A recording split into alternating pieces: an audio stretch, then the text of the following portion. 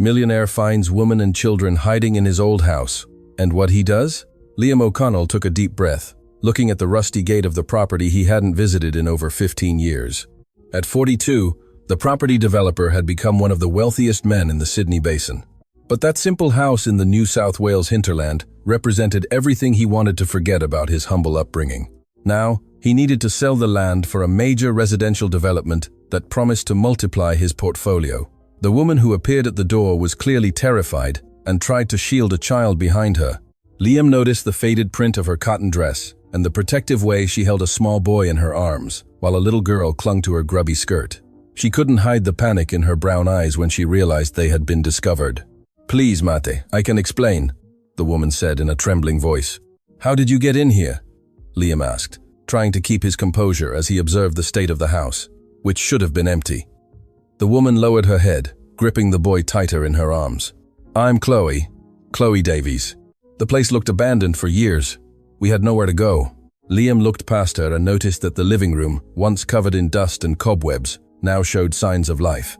There were clothes drying on a makeshift line, a few cooking utensils organized on an old table, and mattresses laid out on the floor. The smell of simple cooking wafted from the kitchen. "How long have you been living here?" he asked, still processing the situation. 3 months, Chloe replied, her voice barely a whisper. The boy in her arms couldn't have been more than 3, with dark hair and large eyes that watched Liam curiously. The girl, looking about 6, stayed hidden behind her mother, peering at him with suspicion. "Look, I understand you were in need, but this property is going to be sold," Liam said, trying to sound firm, but not cruel. "You can't stay here." Chloe closed her eyes for a moment, as if gathering courage.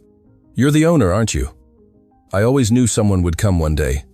I just didn't think it would be so soon." "How did you know?" "The neighbors mentioned that the house belonged to a family from the city, that the son got rich and never came back." Liam felt a pang in his chest. It was true that he had fled that place as soon as he could. The memories of his poor childhood, his mother struggling alone to raise him after his father walked out, going hungry and cold in that very house, these were things he preferred to bury in the past. "Well, I'm back now," he said, more curtly than he intended. Chloe stepped forward, still holding the child. "Mr. O'Connell, I know we don't have any right, but could you possibly give us a week? Just 1 week to find another place. A week." Liam hesitated. He was in a hurry to close the deal, but something in the desperate determination of that woman made him pause. "Please, I promise we'll leave without causing any trouble. It's just," her voice failed, "it's just that I have nowhere to take them right now." Liam looked at the 2 children. The boy had relaxed in Chloe's arms and was now watching him with interest, while the girl remained timid. They looked well cared for despite their simple, patched-up clothing.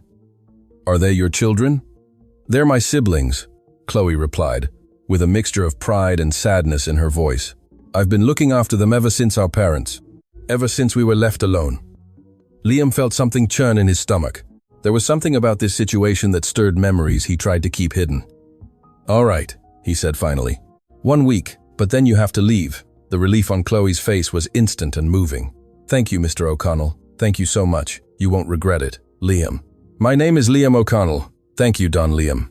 He took one last look at the house and the 3 figures in the doorway before turning to leave.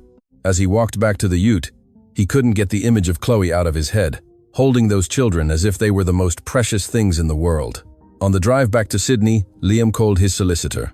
"Ben, I need to postpone the sale of the Braidwood property for a week." "Any issues, Liam?" "The buyer is keen to settle. Just a few things I need to sort out first. A week won't make a difference." But even as he said it, Liam knew he was lying to himself. Something had changed that afternoon, and he couldn't quite define what it was. Dear listener, if you're enjoying the story, please hit the like button and, most importantly, subscribe to the channel. It helps us newcomers a lot. Now, continuing. 2 days later, Liam found himself driving back to Braidwood for no specific reason. He told himself he needed to check if the family was keeping the agreement, but deep down, he knew there was something more. The house exerted a strange pull on him, like a magnet drawing him towards the past he so desperately tried to avoid. When he arrived, he found Chloe hanging, washing on the makeshift line in the backyard. She was wearing the same print dress, but now he noticed it was clean and neatly ironed. The children were playing near her with makeshift toys, tin can cars, and a rag doll that looked like it had been hand-stitched. "Mr. O'Connell," Chloe exclaimed, clearly surprised. Has something happened? No. I just came to see how things were going. In reality, he wanted to understand how that woman had transformed the old house into a home. Even with limited resources, everything was organized and clean. There were wildflowers in old tins serving as planters, and the windows were open, letting in the sunlight. Do you want to come in? I've just brewed a cuppa, Chloe offered. Liam hesitated but ended up accepting. Inside, the house was unrecognizable. Chloe had salvaged old furniture from the shed, put up curtains made from fabric scraps, and even created a little study nook for Ruby with books stacked on a wooden table. Where did you get these books? Liam asked, recognizing some of the titles. They were in a chest up in the loft, Chloe replied, pouring the tea into a chipped mug. They must be from when someone lived here. Ruby loves reading, so I thought it wouldn't hurt. Liam picked up one of the books. It was a copy of The Little Prince that he had received for his 8th birthday. His mother had saved for months to buy it. On the first page, his childhood handwriting was still visible. Liam O'Connell, Year 2. This book is mine, he muttered, more to himself. I'm sorry. Chloe looked worried. I didn't know. Ruby, come here. The girl appeared shyly, still distrustful of Liam. Ruby, these books belonged to Mr. O'Connell when he was a boy. You need to give them back. No, Liam said quickly. It's not necessary. She can keep them. Ruby's eyes lit up. Really, mister? Of course. And just call me Liam. Chloe smiled for the first time since he had met her. Ruby is teaching herself to read. I teach her what I can. But didn't you go to school? I went up to Year 4. After my parents died, I had to work to look after the little ones. Liam watched Chloe as she spoke. There was a dignity in her posture that contrasted with the simplicity of her clothes. She wasn't asking for pity, just stating the facts. And what do you do for work now? I sew. At night, when they're asleep, I sew clothes for a shop in town. It's not much, but it covers the basics. Liam noticed the antique sewing machine in the corner of the living room, surrounded by fabrics and threads organized in shoeboxes. That's a lot of work for one person, he commented. We manage, Chloe replied simply. We always have. The little boy, whom Chloe had introduced as Max, approached Liam curiously. Fearlessly, he extended a tin can cart to the man. Play with me? Liam looked at the crude toy and then into the boy's trusting eyes. It had been years since a child had approached him so naturally. In his executive life, he rarely interacted with families. I don't know how to play very well, he admitted. It's easy, Max said, sitting on the floor and running the car. Vroom. Vroom. Almost without realizing it, Liam found himself sitting on the timber floor of the living room, pushing tin cars with a 3-year-old boy. Chloe watched them from the kitchen with a discreet smile. How old are you all? Liam asked Ruby, who had approached shyly. I'm 7. Max is 3, and Chloe is 27, but she looks older because she gets tired, the girl replied with the honesty typical of children. Chloe blushed slightly. Ruby! But it's true, the girl insisted. You stay up all night sewing. Liam looked at Chloe more closely. Now that Ruby had mentioned it, he noticed the subtle dark circles under her eyes, her hands rough from work, the way she moved as if carrying an invisible weight on her shoulders. Are you eating well? He asked without thinking. Of course we are, Chloe replied, a little defensively. I look after them, properly. That's not what I meant. We don't need charity, Mr. O'Connell, she said, more firmly. We just needed a temporary roof over our heads. The response surprised him. In fact, it surprised him positively. In his business world, he was used to people always wanting something from him. Chloe was different.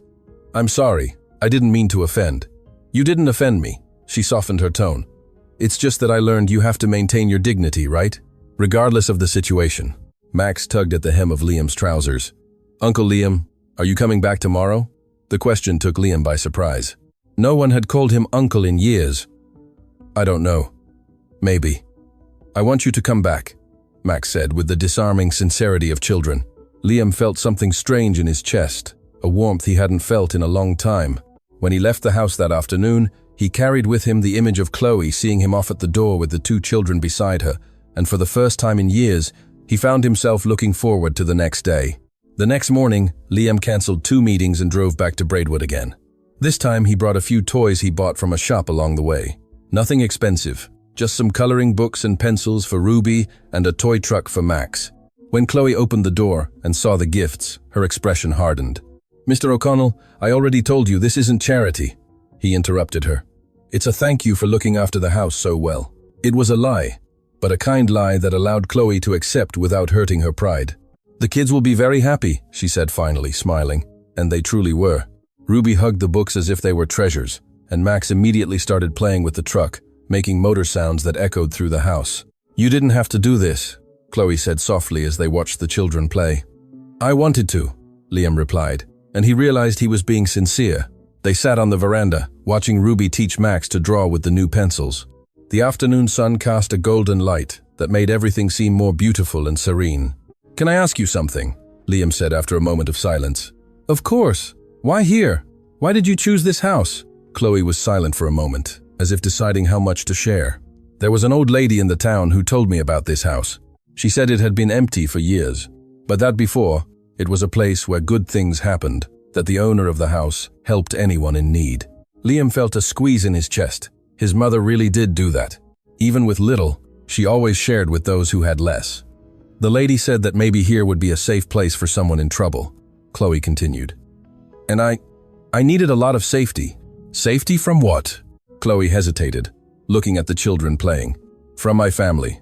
They wanted to force me to marry a man I don't know, to settle some debts. When I refused and said I would take the children with me, they said it would be better if I truly disappeared."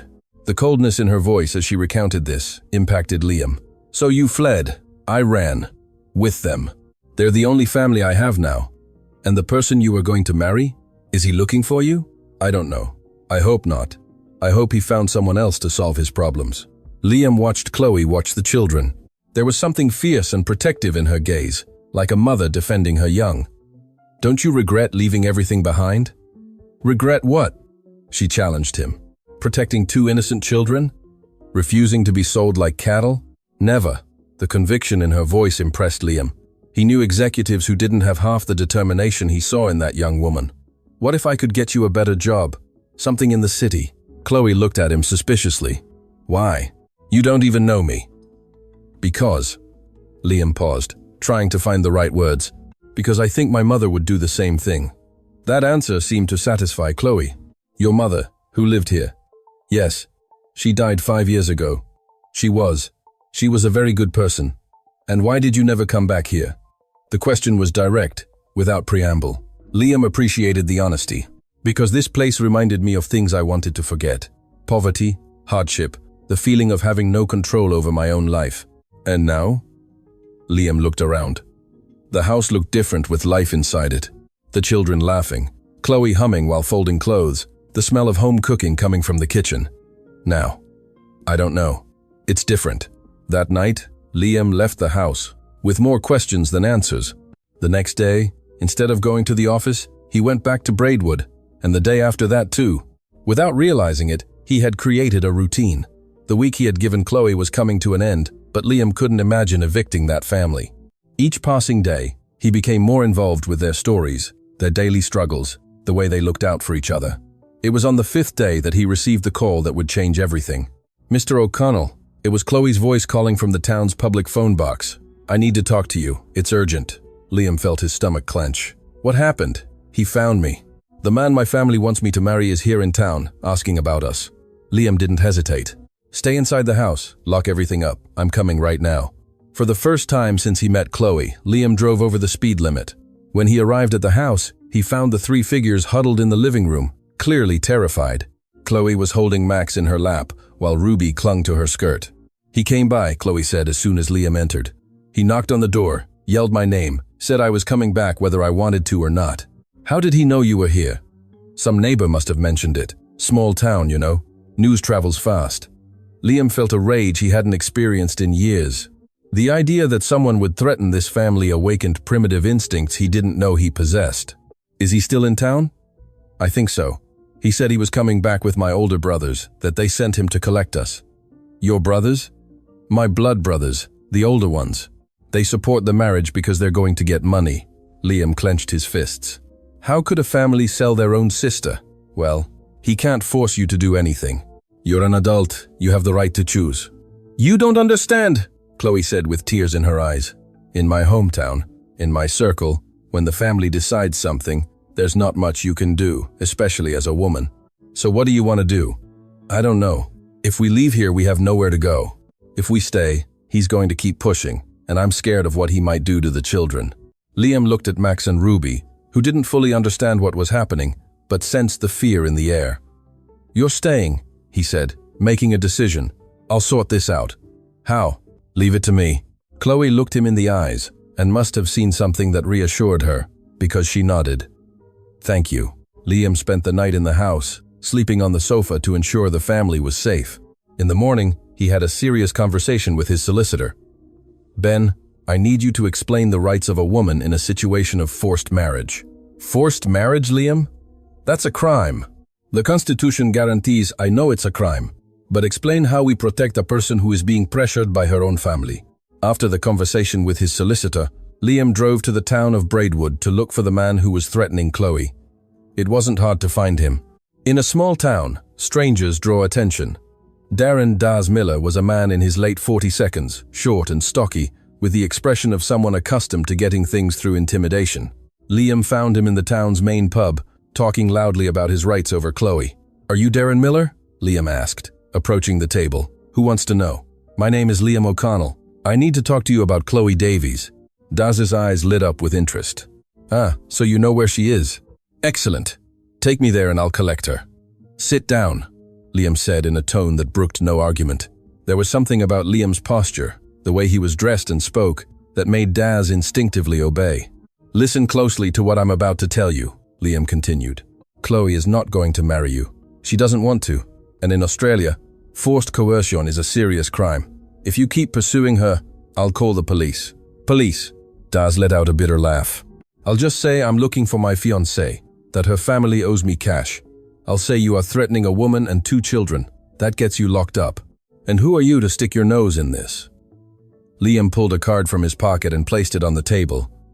It was his business card with his company name and all his titles. Daz read the card, and his expression completely changed. You're the owner of O'Connell Developments. Among other things." "Yes." Liam's name was well known throughout the region. Daz swallowed hard. "Look, Mr. O'Connell, I didn't know you were involved. Well, now you know. Chloe is under my protection. If you or anyone in your family comes near her again, you'll have to answer to me. Understood?" Daz nodded quickly. "But what about the money her family owes me?" "How much?" $30,000. Liam pulled his checkbook from his pocket and wrote a check instantly. "Here you go. Now you have nothing to do with Chloe. But sign here." Liam placed a paper on the table. It was a document his solicitor had prepared, stating that Daz renounced any claim over Chloe. "Sign it and disappear. Never come back." Daz signed without arguing. When Liam returned to the house and told Chloe what had happened, she cried, not from sadness, but from relief. "How can I thank you for this?" she asked through tears. "You don't have to thank me for anything. Just stay as long as you like." Dear listener, if you're enjoying the story, please hit the like button, and most importantly, subscribe to the channel. It helps us newcomers a lot. Now, continuing. The days that followed were different. Without Daz's threat, Chloe relaxed in a way Liam hadn't seen before. She smiled more, played with the children, and sang while cooking. The house transformed into a real home. Liam found himself visiting every day. In the morning, before heading to his office in Sydney, he would stop by the house to have breakfast with the family. In the afternoon, when he returned, he would stop again for dinner. Without realizing it, his routine had completely changed. "Don't you have a family of your own?" Chloe asked one of those afternoons as they watched the children play in the backyard. "No, I never married. Never found the right person." "Why not?" Liam considered the answer. "I think I always thought love was a luxury, that I had to build my financial life first, then I would think about relationships. And now I realize maybe I've been wrong my whole life." Chloe smiled. "Life has those ways, doesn't it? You plan one thing, and it insists on being something else. It's true." They fell silent, watching Max trying to teach Ruby to play soccer with a ball made of old socks. "Can I ask you something?" Liam said. "Of course. Aren't you afraid of getting into a relationship with someone after everything you've been through?" Chloe considered the question. "I'm afraid of trusting the wrong person, but I'm not afraid of love itself. I think love is the only thing that's truly worthwhile in this life, even when it hurts. Especially when it hurts, because when it hurts, it means it was real." Chloe's simple wisdom constantly surprised Liam. In his corporate world, people spoke complicatedly about simple things. Chloe did the opposite. It was that night when Liam realized he was falling in love. It wasn't a dramatic or cinematic moment. It was just by watching Chloe tuck the children into bed, singing a lullaby in her soft voice, that he understood his life had changed forever. The following week, Liam made a decision that surprised everyone who knew him. He cancelled the sale of the house. "Liam, have you gone mad?" said his partner, Ed, during a meeting. "It's a $4 million deal. I know what it's worth." "Then why are you backing out?" "Because I decided not to sell it." "But you said that house only brought you bad memories." "The memories have changed." Ed looked at him as if he had lost his mind. "This has to do with that family who was living there." Liam didn't answer, but his expression was answer enough. "Liam, for God's sake, don't tell me you're getting emotionally involved with a woman you barely know. I know her better than I've known anyone in my life in 2 weeks." "That's ridiculous." "Maybe it is, but that's how I feel." That afternoon, Liam went to the house to tell Chloe his decision. "I cancelled the sale," he said without preamble. Chloe, who was sewing on the machine, stopped what she was doing. "What? The house? I'm not selling it anymore." "But why?" Liam took a deep breath. "Because I discovered that this place can still be a home, just like it was when my mother lived here." Chloe looked at him in silence for a long moment. "And what does that mean for us?" "It means you can stay, if you want to, for as long as you want." "Liam, I don't know what to say." "You don't have to say anything right now. Just think about it, okay?" Chloe nodded, still processing the news. That night, after the children were asleep, she and Liam had a long conversation on the veranda of the house. They talked about dreams, fears, and how life sometimes leads us down paths we never imagined. "I'm scared," Chloe admitted. "Of what?" "Of dreaming. Of waking up one day and discovering this was all just desperation on my part." "It's not desperation," Liam said. "I feel it too. This connection. Seriously? It's not just pity for us?" "Chloe, look me in the eyes." He turned towards her. "This isn't pity. This is… I don't know what to call this. I just know I've never felt anything like it." They kissed for the first time there on the veranda of the house where Liam had grown up, under the stars his mother used to show him when he was a boy. The months that followed were a pure discovery. Liam learned what it was like to have a real family, not just the obligations or responsibilities, but the genuine joy of coming home and being greeted by people who cared about him. Max started, calling him Dad naturally, without anyone suggesting it. Ruby, more reserved, took longer, but eventually she also opened up to him. Chloe blossomed like a flower that had finally found the right soil to grow. Liam completely renovated the house, but with care to maintain its essence. He modernized the kitchen, fixed the roof, painted the walls, but preserved the details that gave the place personality. He created a room for each child and transformed the old shed into a sewing studio for Chloe. "You don't need to sew for that shop anymore," he told her one morning. "You can work for yourself. Do the things you love." "I like to work, Liam. I don't want to be kept." "I'm not talking about keeping you. I'm talking about giving you the freedom to do the work you love." And so, Chloe started her own business, sewing custom-made clothes for women in the region. In a short time, she had more orders than she could handle. It was on one of those busy days that they received an unexpected visit. Liam was playing with Max in the backyard when he heard Chloe shout from inside. He ran to the house and found her standing in the doorway, looking at a man in his 40s who was standing on the porch. "Who is it?" Liam asked quietly. "My brother, Reese." The man approached, clearly uncomfortable. "Chloe, can I come in? I need to talk to you." "About what?" Chloe's voice was tense. "About the family. About what happened." Liam positioned himself beside Chloe in a discreet protective gesture. "This is my house," Chloe said. "If you want to talk, it will be here, in front of him." Reese looked at Liam, clearly trying to figure out who he was. "All right," Chloe said finally. "I came to apologize. Apologize for what we did, for the forced marriage, for driving you out of home. We were desperate because of the debts, but that doesn't justify what we did." Chloe remained silent, processing her brother's words. "And you're coming here now because?" "Because I found out you're doing well, that you found someone who loves you, that the children are being looked after. And I realized we lost the best person in our family out of greed." "You're right," Chloe said without rancor. "Yes, you lost. I know I don't have the right to ask for forgiveness, but I wanted you to know, I regret it every day. And the debts were paid. The man who was going to marry you, someone paid him off, and he backed down. Now we're starting over, trying to make things right." Chloe looked at Liam, who made a discreet gesture indicating that the decision was hers. Thank you for coming here and saying this, she said finally.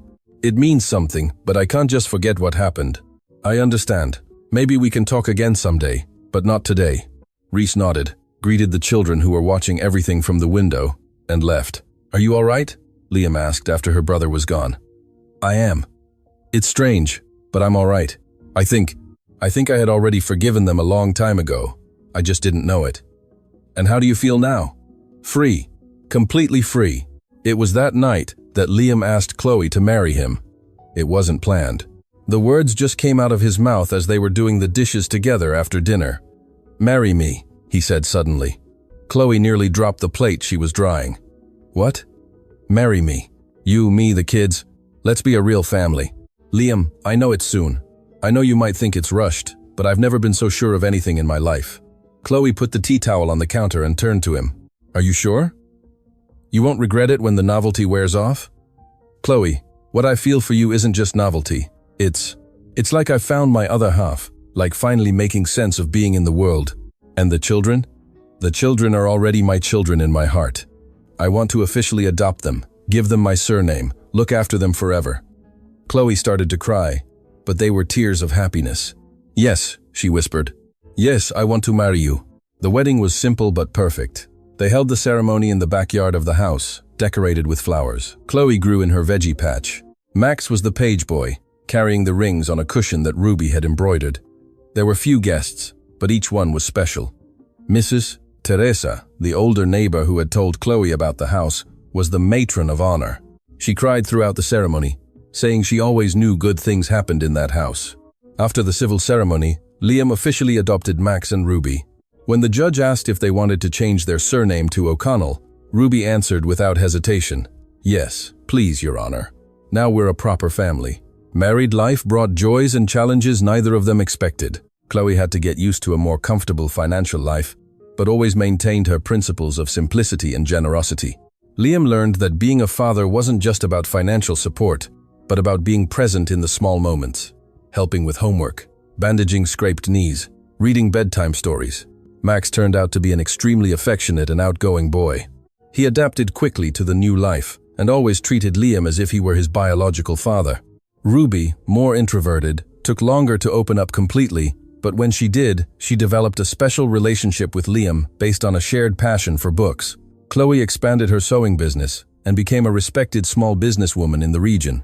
She continued to keep prices affordable and always set aside time for free work for families in need, following the example she had learned from Liam's mother. It's important to pay it forward, she would say. We got a second chance. Other people deserve one too. Liam was surprised to discover a vocation he never knew he had: teaching. He started by tutoring Ruby in maths, then other children in the neighborhood. In a short time, he was organizing informal, after-school tutoring in his own home. My mum would be so proud, he told Chloe one of those afternoons, watching 5 children doing homework at the kitchen table. She would be very proud, Chloe agreed. You've honored her memory. The years passed, bringing small joys and major transformations. The house that was once destined for abandonment became a center of life and love. Neighbors frequently dropped by to ask for advice, borrow a cup of sugar, or simply chat on the veranda. Max grew up to be a responsible and studious boy, always ready to help others. Ruby developed a passion for reading that led her to dream of becoming a teacher. Chloe established herself as one of the most sought-after seamstresses in the region, but never lost her simple nature. Liam discovered that true wealth wasn't in his bank account, but in the laughter that echoed through the house, in the family dinners, in the nights he fell asleep wrapped up with Chloe, listening to the children's footsteps in the hallway. It was one Sunday afternoon, 5 years after the wedding, that Liam was organizing papers in his study when he found a letter Chloe had written him on their first wedding anniversary, but never delivered. Liam, sometimes I wake up in the middle of the night and just watch you sleep, trying to understand how life brought me here. How a woman who was running from her own family, desperate and without hope, found true love in a house that seemed abandoned. You transformed our life in a way I never thought possible. Not just because you gave us financial security, but because you gave us something much more valuable. The feeling of belonging somewhere, of being loved unconditionally. Max asked me the other day if I remember what it was like before you showed up. I told him I do remember, but it feels like another life. It feels like we were other people. Thank you for seeing past our situation. Thank you for choosing to stay when you could have walked away. Thank you for turning a house in ruins into a home filled with love. I love you more than words can express, Chloe. Liam read the letter 3 times, overcome with emotion. When Chloe came home from work that afternoon, he was waiting for her on the veranda with the letter in his hands. You found it? She said, smiling. Why did you never give it to me? Because I thought I was being too sentimental. You already knew how I felt. I didn't know it like this, with these words. It's beautiful. Is every word still true? They embraced on the veranda, watching the sun set over the property that had become much more than a house. It had become the symbol that second chances really do exist. Dear listener, if you are enjoying the story, please hit the like button and, above all, subscribe to the channel. That helps us newcomers a lot. Now, continuing. 8 years after the wedding, when Max was 11 and Ruby 14, the O'Connell family received an unexpected proposition. A local television producer had heard about their story and wanted to make a documentary about second chances and unconventional families. I don't know if that's a good idea, Chloe said during dinner after Liam told her about the proposal. Our life isn't a show, but it could inspire other people, Ruby argued, always the most thoughtful. Show that not all stories have to end badly. What do you reckon? Liam asked Max. I think we can help other families who went through what we did, the boy said, surprising everyone with his maturity. After much discussion, they decided to accept, on the condition that they would have total control over the final content. The documentary, A Home, a Family, aired 6 months later and had a much bigger impact than any of them expected. Hundreds of people wrote letters telling their own stories of hardship and overcoming.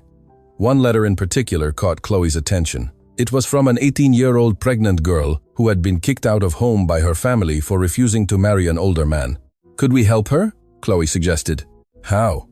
She could stay here for a while until she gets sorted. Liam looked at Chloe with admiration. Even after so many years of security and stability, she still thought first about helping other people. Are you sure? It's a big responsibility, I'm sure. Isn't that how our family started, with someone offering refuge to someone in need? And so Daniela, 18 and 6 months pregnant, moved into the guest room they had prepared specifically for situations like that. The house was once again filled with new energy, new challenges, new joys. Daniela gave birth to a girl, Lucy, and remained in the house for 2 years while finishing her studies and establishing herself professionally. When she finally moved into her own home, she left behind an extended family that would support her forever. Our house has a vocation, Liam told Chloe one night after Daniela moved out. It attracts people who need a fresh start. Just like your mother's did, Chloe replied. The tradition continued, and indeed it did. In the following years, the O'Connell home temporarily sheltered an elderly woman who had lost her house in a bushfire, a young man who was aging out of the foster care system, a single mother fleeing an abusive relationship. Every person who passed through left their mark and took with them the certainty that good people existed in the world. Max graduated from high school with the best grades in his class and won a scholarship to study engineering. In his graduation speech, he spoke about the chosen family and how love can transform anything. Ruby graduated as a teacher and returned to teach at the public school in the town where she had studied. She specialized in children with learning difficulties, always remembering how patiently Liam had taught her maths in the kitchen of the house. Chloe became a successful small businesswoman, but never lost perspective. She created a microcredit program for women who wanted to start their own businesses, always offering more than money, offering mentorship, emotional support, and the certainty that they were not alone. Liam, inspired by his wife's work, created a foundation that offered temporary housing to vulnerable families. He bought several properties in the region and transformed them into transitional homes, always following the model they had developed at home. Not just shelter, but comprehensive support so that people could rebuild their lives. On their 10th wedding anniversary, they renewed their vows on the same veranda where they had first kissed. This time, there were more guests, the many people whose lives they had touched over the years. Mrs. Teresa, now in her 82nd, was again the matron of honor. In her speech, she said, I always knew this house was special. Liam's mother worked miracles here, and now he and Chloe continue to do so. They're not supernatural miracles, they're miracles of the human heart. Max, now 16 and nearly Liam's height, gave a speech that moved everyone. When I was little, I didn't understand why some children had blood parents, and others, like Ruby and me, had heart parents. Now I understand that it doesn't matter how a family is formed. What matters is the love within it. Liam may not have fathered me, but he raised me. Chloe may not have given birth to me, but she gave me life. This family taught me that love isn't about DNA, it's about choice, and I choose you both every single day." That night, after all the guests had left, Liam and Chloe stayed alone on the veranda, as they had done every night for 10 years. "Any regrets?" Chloe asked teasingly. "Only one," Liam replied. "What is it?" "I should have come back to this house much sooner. Maybe you weren't ready before. Maybe you needed to live everything you lived to be prepared to find us. Could be. Sometimes I think my mother knew that one day I would return, that I would find my family here. She knew," Chloe said with conviction. Mums always know those things. They remained silent, listening to the sounds of the night in the country. From inside the house came familiar noises. Max tinkering with some invention in his room. Ruby reading late. The kitchen clock ticking the precious moments of a life lived with purpose and love. Chloe. "Yes? Thank you. For what?" "For teaching me that a home isn't a place. It's the people we love. For giving me a family. For turning this house into a place where miracles happen." "The miracles were always here," Chloe said. "You just needed to come home to find them." And so, on the veranda of the house where everything began, surrounded by the love of their chosen family, Liam and Chloe continued to write their story. A story that proved that sometimes the best beginnings are born from the most unexpected endings, and that an empty house can become the most love-filled home in the world. The property Liam almost sold became the center of a new family tradition. Every year on the day they met, they held a party to celebrate not only their love, but the idea that second chances really do exist for those who have the courage to embrace the unexpected. The children grew up knowing they were loved unconditionally, not despite their history, but because of it. They learned that family isn't about perfection, it's about presence. It's not about having everything, it's about giving everything. And Liam, who once thought wealth was measured in money, discovered that the richest man in the world was the one who had a family that loved him, a house full of laughter, and the certainty that, no matter what happened, he would never be alone again. The love story between Liam and Chloe became a local legend. But for them, it was always simply the life they chose to build together, one day at a time, with a lot of love, patience, and the unwavering faith that the best miracles are those we create with our own hands and hearts. Years passed, and the tradition of helping families in need grew stronger. The O'Connell house became known regionally as a safe harbor, a place where desperate people could find not only refuge, but hope. Chloe developed a special program for women who had gone through situations similar to hers. She offered not only temporary housing, but professional training courses, psychological support, and, most importantly, living proof that it was possible to completely rebuild one's life. "Every woman who passes through here takes a piece of our story," Chloe would say during the weekly meetings she organized, "and leaves a piece of hers. That's how we build a network of strong women who support each other." Liam, for his part, expanded his work with young people.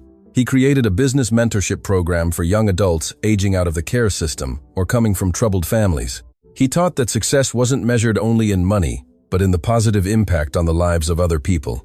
Max graduated as an engineer and returned to work at his father's company, but with a specific mission: to develop affordable housing projects that followed the transitional housing model the family had created.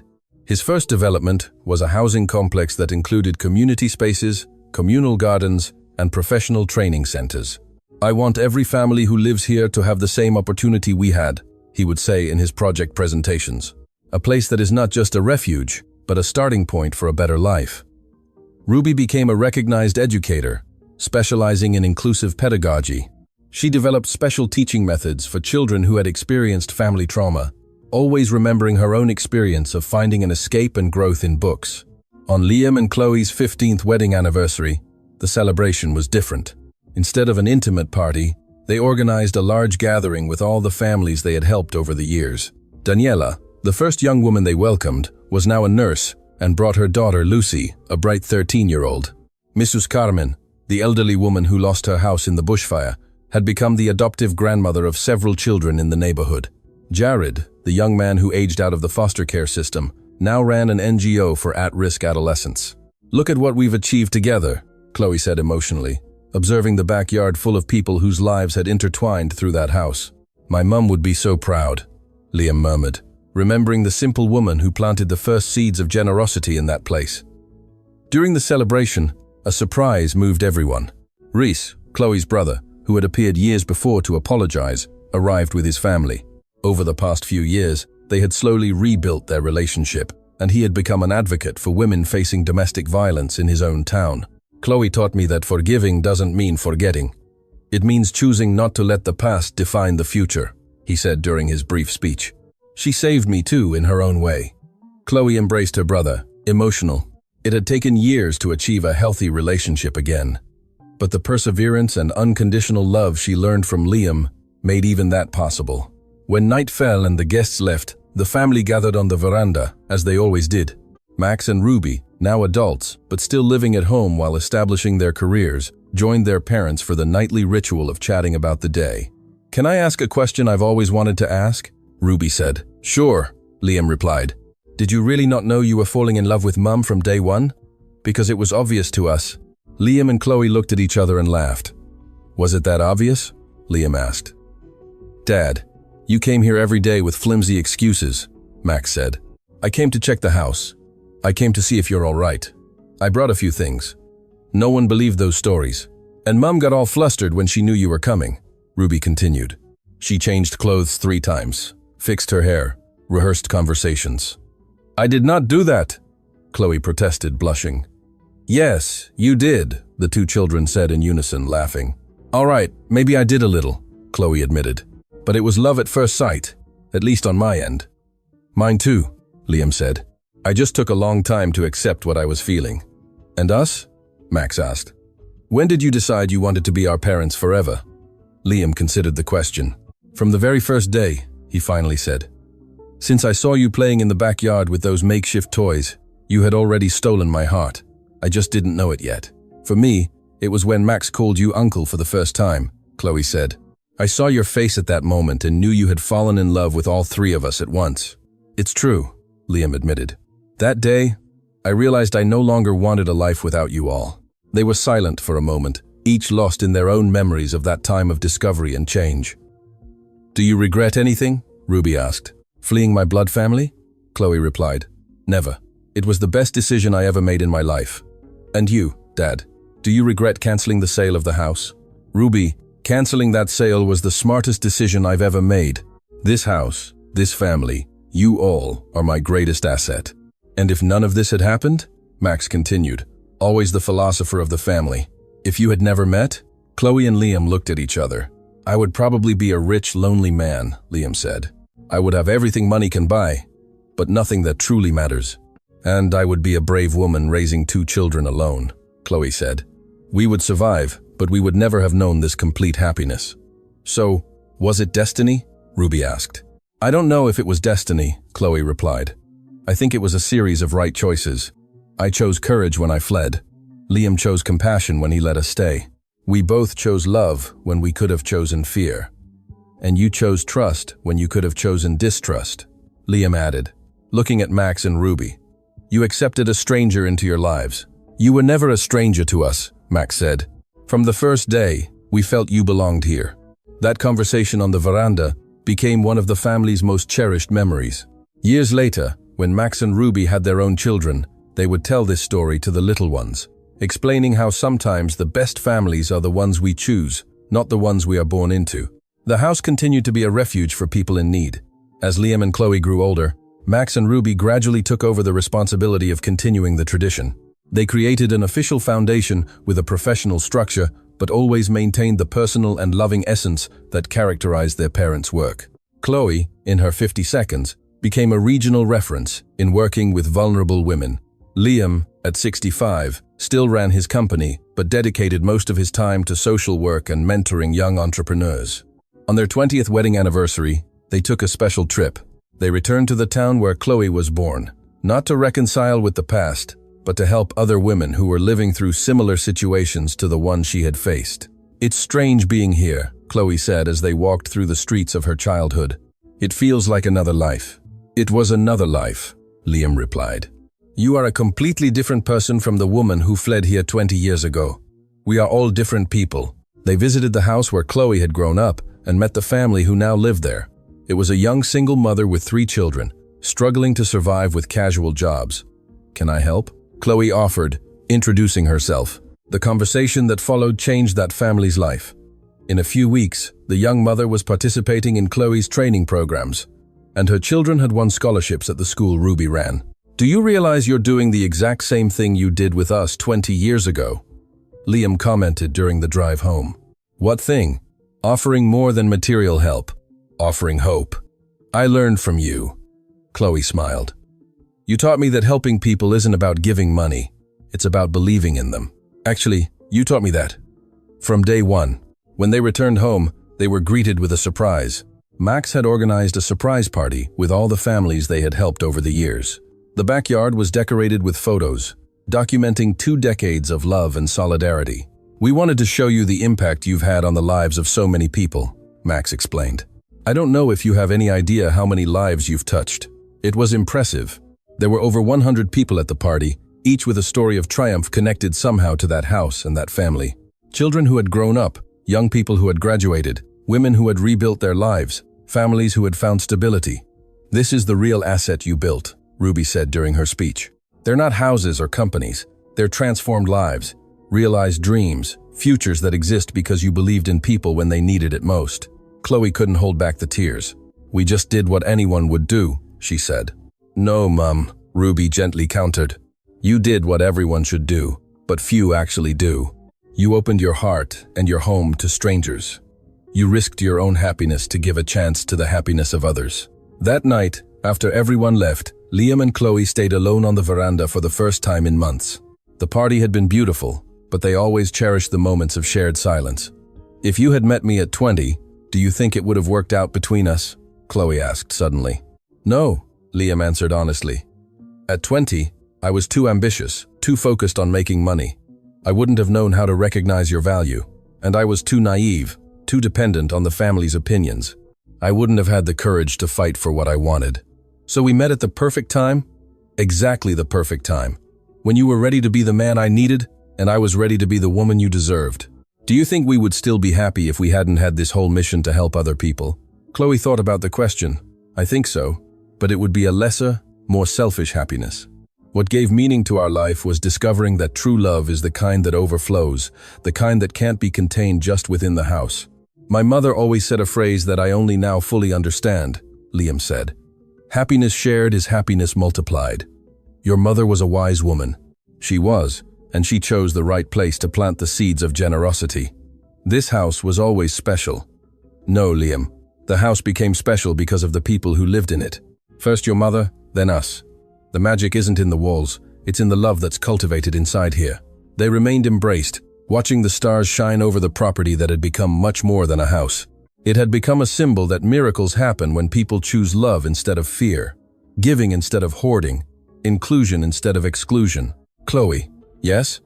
If you could go back in time and change anything about our story, what would you change? Chloe didn't hesitate. Nothing. Absolutely nothing. Every hardship, every tear, every moment of uncertainty brought us here. By changing anything, we'd risk not having exactly this life, exactly this family, exactly this happiness. Even the bad part, the forced marriage, the flight, the fears, especially the bad part. That's what taught me to value the good part. That's what made me strong enough to build this life with you. Liam kissed Chloe's forehead gently. I love you. I love you too. And I love the life we built together. And so, on the veranda of the house where everything began, two hearts that found each other when they needed it most, continued to write their love story, a story that proved that no matter how difficult the beginning, it is always possible to create a happy ending when you have love, courage, and faith in the transformative power of human generosity. The night deepened, but they remained there, embraced, listening to the familiar sounds of their home full of life and stories. Inside, they could hear Max working on his projects, Ruby preparing classes for the next day, and the soft ticking of the kitchen clock, marking the precious moments of a life lived with purpose and love. In that moment, Liam knew with absolute certainty that he was the richest man in the world, not because of his bank account, but because of the true asset he had built, a united family, a home full of laughter, and the certainty that his life had made a difference in the world. And Chloe, looking at the man who had transformed her desperate flight into a journey of love and purpose, knew she had made all the right choices. Every brave choice, every moment of trust, every act of faith had led her exactly to where she was meant to be, in the arms of the love of her life, surrounded by the family she chose to build, in a house where miracles happened every day through the simple act of loving unconditionally. End of story. Now tell me what you thought of this story and where you're watching from. If you have anything to share with us, leave it in the comments with honest words. Do you think Liam and Chloe made the right choices? We'd be happy to read your opinion. Thank you very much for your company. Don't forget to hit the like button and, most importantly, subscribe to the channel so you don't miss other exciting stories.